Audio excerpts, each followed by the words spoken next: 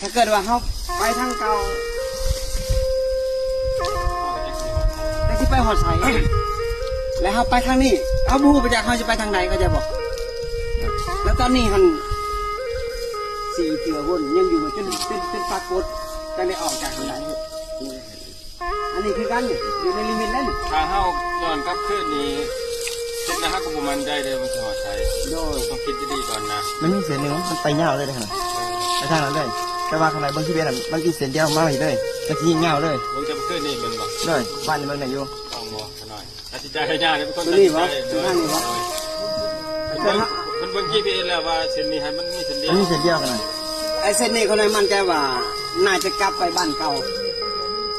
มันเก่ามึงไหน วันนี้เขาคันผักเมื่อคืนนี่ แม่นบ่ให้เบิ่ง GPS แน่เมื่อคืนนี้ เส้นนั่นน่าจะเป็นลงไปทางนั้นเขาน่ะตอนนี้คณะจะได้คือลงทางหาทางออกบ่เจออยู่กลางป่าตังหวายลำถ้วย จุดสูงเนาะกลางป่าจุดสูงไปหน่อยนิมนต์กลับทางเก่าไปหาไปตั้งรักใหม่เขาหน่อยการนัดหมายว่าสี่เขาเส้นชัยวันที่เก่าก็รอทาเบิงเนาะถ้าออกจากป่าได้ก็ชิพ่อเป้าหมาย นะมนต์นิมนต์เขาหน่อยกลับทางขึ้นทางเก่าเขาหน่อย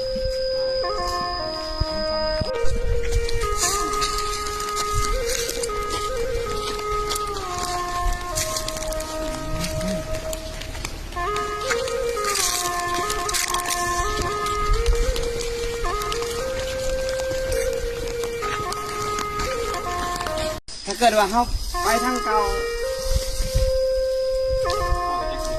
แต่ที่ไปหอดใสแล้วเขาไปทางนี้เขาบูไปจากเขาจะไปทางไหนก็จะบอกแล้วตอนนี้มันสี่เถื่อวนยังอยู่จนปรากฏจะได้ออกจากทางไหน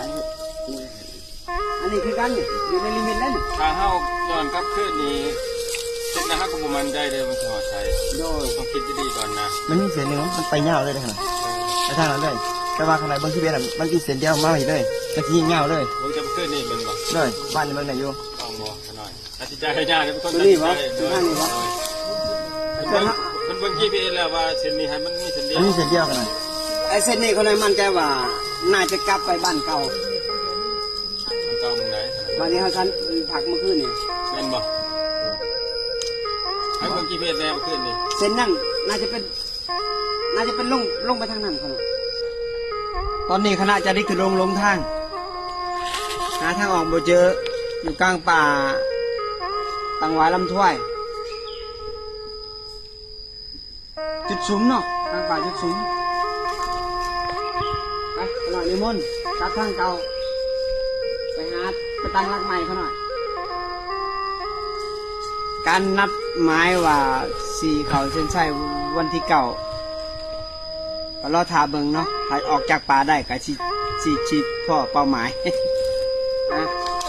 มนต์นิมนต์เขาหน่อยกลับทางขึ้นทางเก่าเขาหน่อย